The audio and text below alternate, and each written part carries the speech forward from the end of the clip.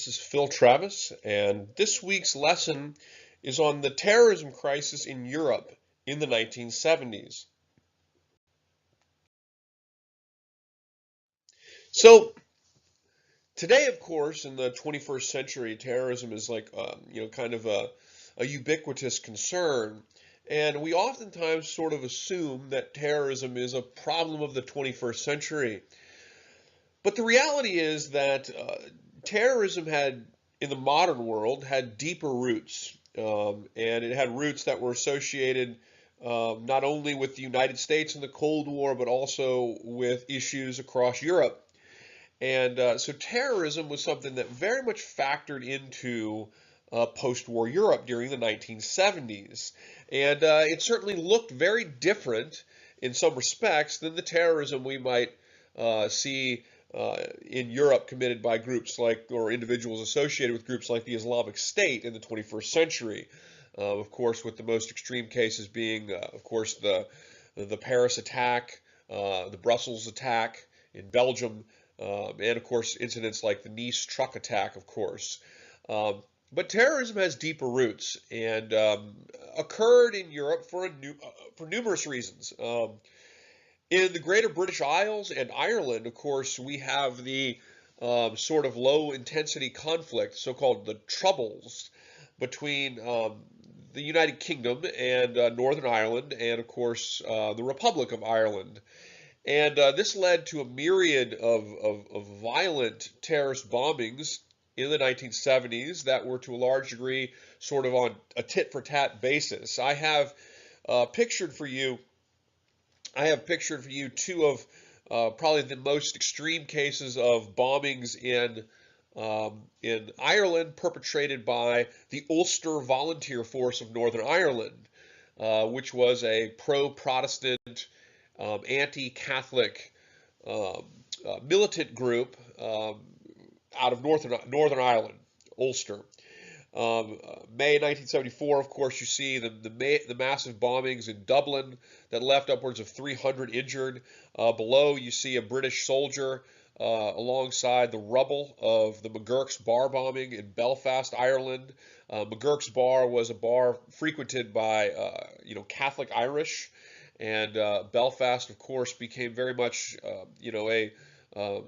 a war zone in many respects during this period. The McGurk's bar bombing left some 15 people dead. And this leads to a series of tit-for-tat types of bombings. The IRA would commit its own bombings, specifically, for example, the Birmingham pub bombings that were perpetrated a few years later.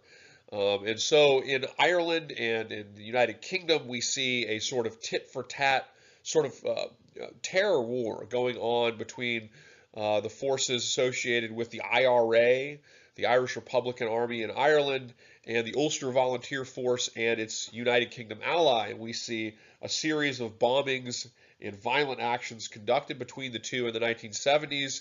And of course, tension and violence continues into the 1980s. And only relatively recently, in the late 90s, did the sides sort of agree to lay down arms and accept, an immediate peace. Many of the terrorist actions on the continent as well. We have actions that are conducted by radical movements on the left and right, so separatist movements. The Baader-Meinhof gang in Germany was an example of a far left radical movement in West Germany. We have neo-Nazi groups in parts of Europe, the Italian Red Brigades, the separatist ETA group in Spain, associated with conducting a number of very serious terrorist actions as well. To a large degree, also, you see spillover of terrorist violence in Europe from the Israel-Palestine dispute. Of course, Israel and Palestine, following the creation of the modern state of Israel in the aftermath of the Holocaust and the aftermath of World War II, the United Nations mandate, of course, created the state of Israel. But of course, subsequently, after its creation in the late 1940s, subsequently Israel and its Arab neighbors engaged in a myriad of conflicts, right? the 6 Days War, for example. There were a myriad of conflicts between Israel and its neighbors, neighbors like for example, Egypt, Syria, and so forth. And this, of course, leads to increasing tension between Israel and its neighboring states, as the neighboring states increasingly were, less willing to accept an Israeli state, and likewise, Israel was increasingly emboldened and supported by Western allies, and would expand its territory into Palestinian zones. Of course, ultimately occupying territories of Syria, like the Golan Heights, for example. Israel was created in a region, the region of Palestine, and Palestine was an area that, was not a formal country following World War II. It was a region that was occupied by Palestinian people, and the Palestinian people were positioned, if you will, next to the modern state of Israel. Over the course of subsequent decades, as these wars between Israel and in the neighboring Middle Eastern and some of them Arab states occurred, we also see increasing hostility between Israel and Palestine, increasing disputes between the Palestinian people and Israel. And the Palestinian people, in many respects, very much viewed what was happening to them as not dissimilar to what happened, albeit not on the same scale, but not dissimilar to what occurred to Jewish people in Europe during World War II. And there are events associated with the Israel-Palestine dispute following the creation of Israel that Palestinians view very much as like the beginning of a Palestinian sort of genocide. Palestine, not being a formal state, has, subsequently had to deal with an increasingly expansive and militarized Israeli state. And of course, Israel is militarized because of existential threats to its existence. But of course, those threats at this time are not coming primarily from Palestinians, but more from neighboring states. And Palestine, of course, was armed, and there were militant groups that were certainly fighting and antagonizing Israel. But we see a sort of historical trajectory in which Israel is increasingly expanding well beyond the UN mandate and is expanding into Palestinian territory. And as Israel expands, you see increasingly hostility between Palestinians and Israelis. And this leads to an increasing level of violence between Israel and Palestine. And sows the seeds for much of the terrorism crisis in the 1970s, as well as some of the terrorism crisis in the present age, as well as, of course, individuals like bin Laden was, of course, deeply motivated by what he saw as the injustice surrounding Palestine. So during the 1970s, terrorism really emerged as a sort of new method of global irregular war, and it pitted rightists against leftists, often in the context of the broader Cold War. We have these certain misconceptions about terrorism, that terrorism is generally something perpetrated by Islamist fanatics. But the truth of the matter is that the terrorism crisis in the 1970s and the roots of the problem of terrorism as an international problem was to a large degree pitted in the context of the Cold War, and pitted against rightists and leftists, as well as in the context of increasing conflicts, and particularly, of course, the Palestine conflict. In the 1970s, the PLO, or at least the groups that ultimately become associated with the PLO, Yasser Arafat's Palestinian group, which really was kind of created out of a myriad of different Palestinian groups. Palestinians who felt themselves in an increasingly desperate situation, as Israel was clearly much stronger and expansive in a military sense. Palestine was not a formal state. It had very limited military capabilities, and as a result, in the 1970s, we see the Palestinians turn to usage of international terrorism, really out of desperation. in a now really kind of globalized, irregular conflict with Israel. Likewise, you also see in Latin America, Cuba becomes sort of a vestige of hijackings and irregular war and guerrilla warfare and also terrorism in the Americas, too. And of course, also very influential in its influence of insurgent conflicts as well in Africa.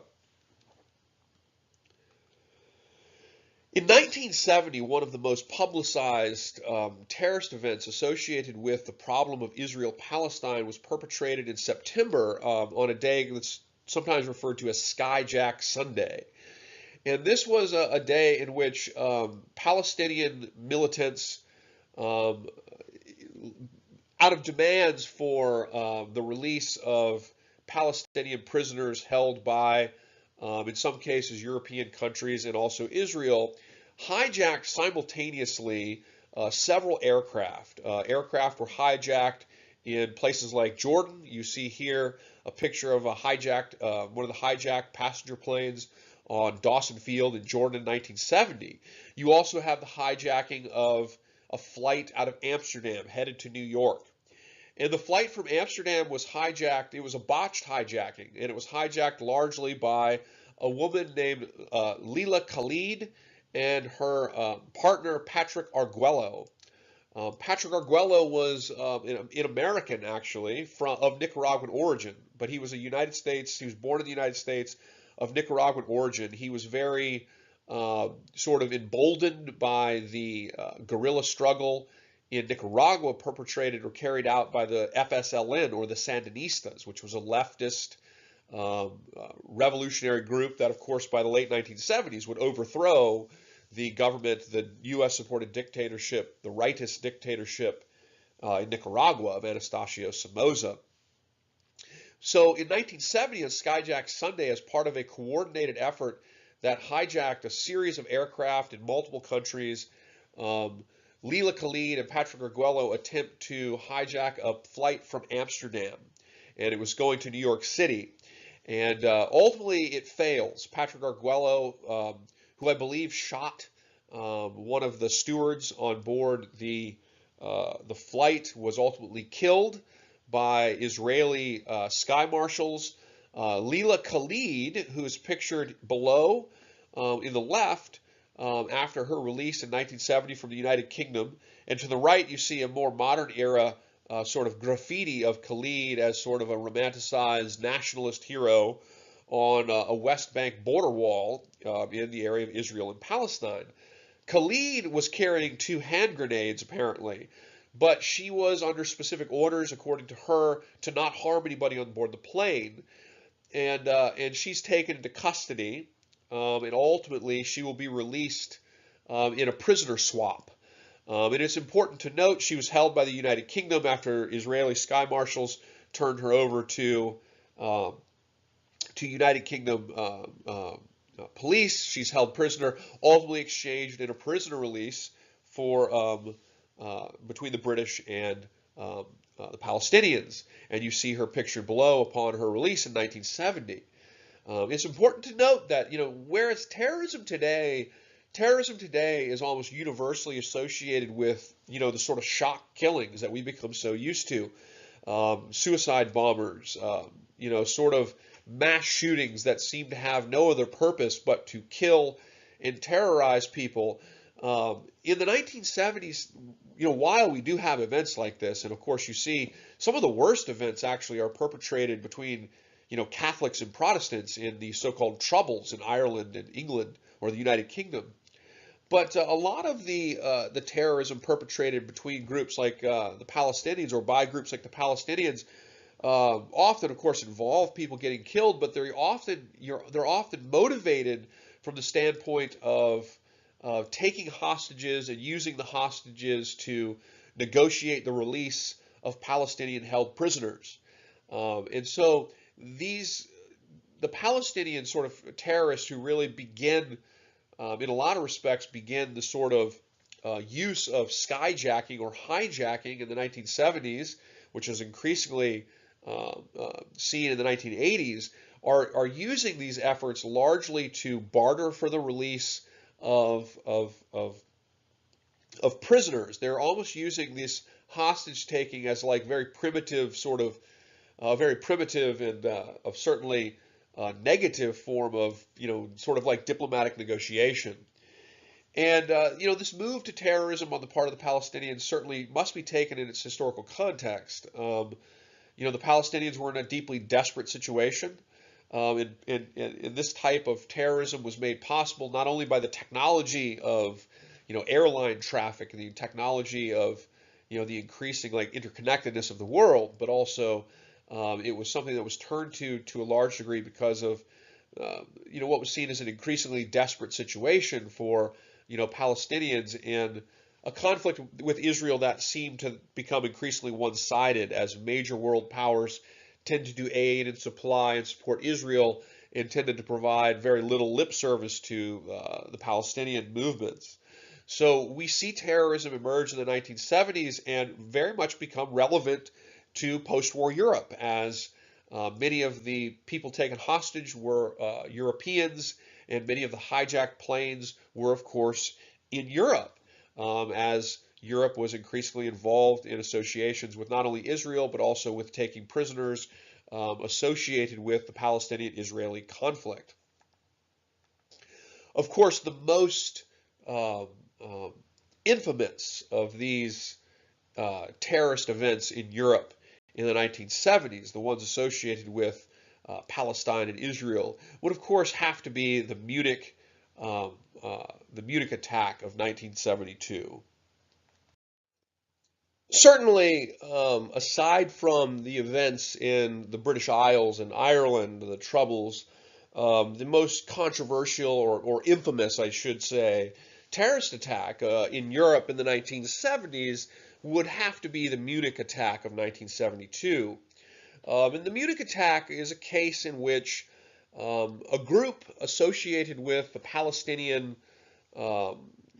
Palestinian-Israeli conflict, the so-called Black September movement, which was an offshoot of Yasser Arafat's Palestinian groups, would ultimately become known as the PLO. It was an offshoot of these Palestinian movements. The Black September movement seeking the release of Palestinian prisoners. The Black September movement would raid the Olympic Village, which is pictured here in the top picture. It's basically unchanged from the events in 1972. Would raid the Olympic Village, raid the quarters of Israeli athletes seeking to take Israeli hostages and ultimately use them as a bartering chip for the release of Palestinian prisoners. The attack was designed. It was a hostage taking. It was designed as a sort of primitive form of negotiation or diplomacy almost. And it's interesting because we tend to, when you look at an event like the Munich Olympics and the Palestinian-Israeli conflict, there's many common misconceptions about the roots of terrorism today. We tend to believe today that all terrorism was rooted in the emergence of Islamist nationalism, like that it was somehow about Islam. And the reality is that when we look at much of the Palestinian terrorism of the 1970s, we find, as is the case of the Munich Olympics, that it actually was very much secular. It was not based on Islamist nationalism at all. In fact, the lead organizer of the Munich attack in 1972, an individual known by the name of Latif Afif, was actually born of Jewish and Christian parents. He was himself operating more from a secular standpoint, and this was very much an example of sort of like secular nationalism rather than sort of Islamist nationalism. And this is connected to the broader Israeli-Palestinian conflict. In the operation, of course, in the attack on the Olympic Village, the attack is botched. There's 2 individuals that are killed during the initial raid as they struggle to resist the attackers. The attackers will seize 9 Israeli Olympians hostage. They will go to an airport where they try to board a flight for to leave the country and go to a location where they can then barter for the release of Palestinian hostages. but the West Germans pursued them, and ultimately the helicopter that was carrying these Olympians and their hostage takers was blown up, and the result was 11 dead Israeli Olympians along with 4 others. I think it was a total of 15 dead, and I believe there was 1 West German police officer among the dead. Following this attack, the Israelis, through their usage of their special forces known as the Mossad, began a program called the Operation Wrath of God. And this was a program that involved an international assassination campaign where these special forces were sent out throughout the world to track down those associated with Palestinian terrorism like this, to track them down and to murder them, to assassinate them. And of course, tracking down terrorists seems like, and assassinating them seems in our modern age a very almost normal thing to do from the U.S. perspective, if you will, or the Israeli perspective for that matter. However, this was a very, very controversial operation. It was not one that was widely accepted by Western nations or the United States during this day because it involved the overt violation of the legal international sovereign rights of a myriad of countries in the world. And it should be known that similar operations were also pursued, much to the shock of some members of the State Department in the United States. In Latin America, there were rightist governments that pursued a similar operation influenced by Israel of international assassination. So in South America, particularly in the southern cone states, but particularly the South American states like Argentina and Chile, these countries have become dominated by far-right military governments, like, of course, Augusto Pinochet in Chile. And these governments organized an anti-leftist, so this was very much in the context of the Cold War, an anti-leftist assassination program known as Operation Condor. There was actually a very infamous car bombing in Washington, D.C. as part of this operation, as the Chilean government sought the assassination of Orlando Lettier, a former diplomat, former Chilean diplomat. And this was an example of a leftist assassination plan carried out by what's called Operation Condor, an international assassination operation that was by its proponents, it was formed around the idea of eliminating and assassinating, making an international war against leftist terrorists, as they would call them. The Operation Condor also attempted to carry out assassination plots against leftists in France, actually, as well. And this was to a large degree influenced by the usage of these types of tactics by the Israeli Mossad operations, which again, seeking out and pursuing those associated with the perpetration of acts of terrorism, certainly on the surface seems like, maybe something that, there's nothing wrong with. But these operations of assassination were carried out against the sovereign rights of numerous countries throughout the world.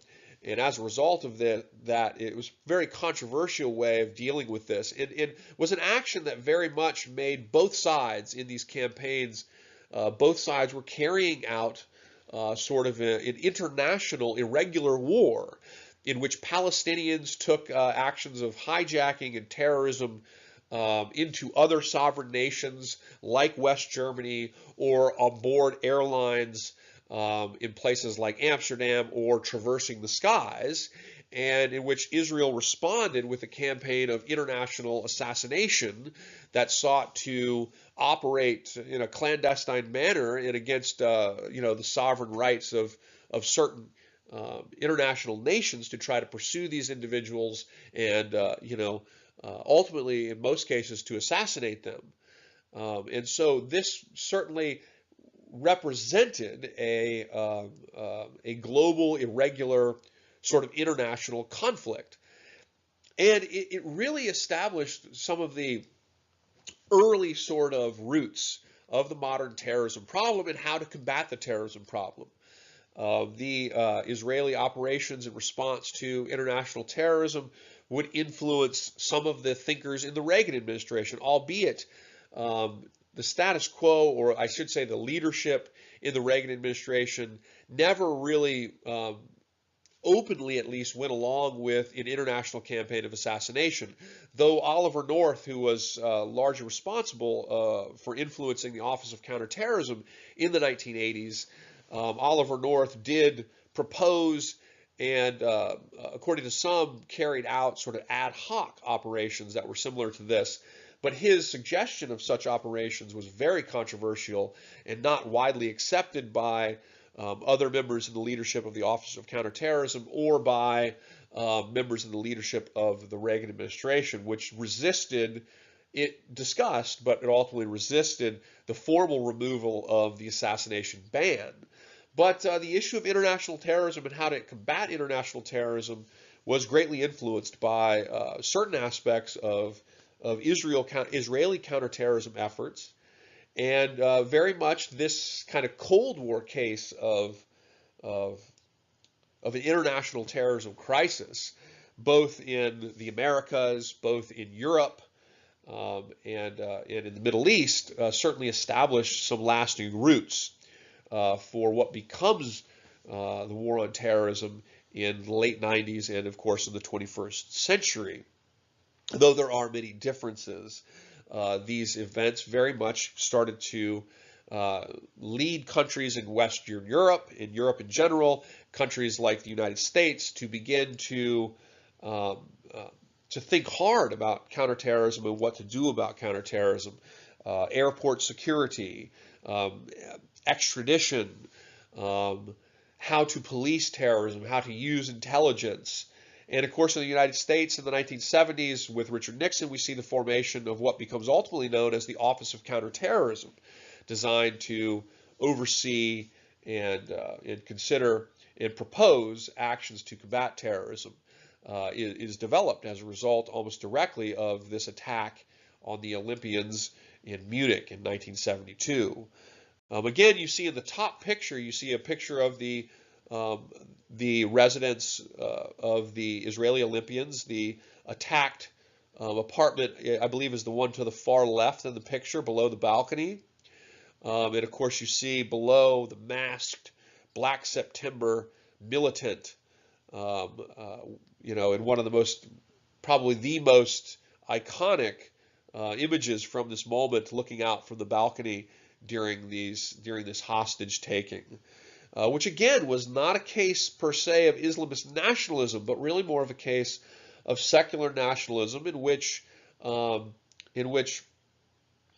Palestinian militants sought to use terrorism and hostage taking as a way to achieve their ends in the Israeli-Palestinian conflict, and a conflict that was increasingly becoming an international conflict, and one that posed very, very significant ramifications for international law and to the foreign policy of countries like the United States and Israel in the future. And so we can see here that Europe very much is sort of at the center of a terrorism crisis in the 1970s, and one that carries some really lasting significance long term for what ultimately becomes the war on terrorism in the 21st century. For further reading on this topic, if this interests you, I recommend Paul Chamberlain's book, The Global Offensive, which deals with the PLO and the Israel-Palestine conflict. My own book, Reagan's War on Terrorism in Nicaragua, deals with the Cold War roots of the modern war on terrorism, looking primarily through the lens of Latin America, but also I discuss events like the Munich Olympics in 1972, and the terrorism crisis of the 1970s is also discussed in that book, in my book. You also, of course, I recommend looking at Brian Glenn Williams' book, Counter Jihad, which deals with some of these historical roots of the modern war on terrorism. So I hope this is helpful. I hope it's interesting, and let's have a great week, guys.